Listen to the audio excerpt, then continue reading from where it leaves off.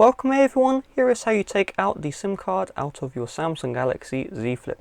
It doesn't matter the model, the first step is you will need a SIM ejector tool. So this should be in the box of your Z Flip.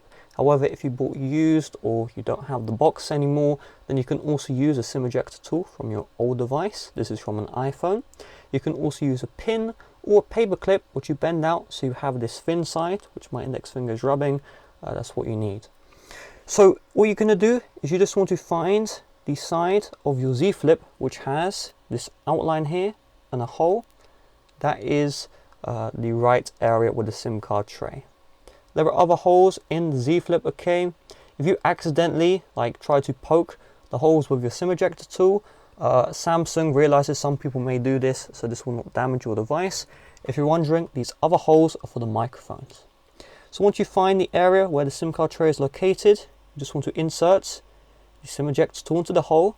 Now push down, push down, push down with a lot of force until you feel the SIM card tray eject. It will give you a little feedback, and then you don't need to add any pressure and you don't need to use the SIM card tool anymore.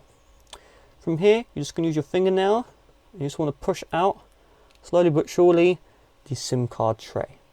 Now for you, you'd almost certainly have a SIM card. So just make sure you do this next to a table because the SIM card may come flying out. However, if you ejected and you're having issues removing the SIM card, just tap the SIM card tool on the table and then it will 100% will be removed. In order to place the SIM card tray back in, just make sure the side, you can see the holes at the top here, make sure the hole in the SIM card tray is at the top as well. And then just push. And you just fell out there, but we just want to push slowly SIM card tray back in. You may need to wiggle it a little bit, push it down and make sure everything is flush. So there you go, thanks for watching, see you guys later, bye bye.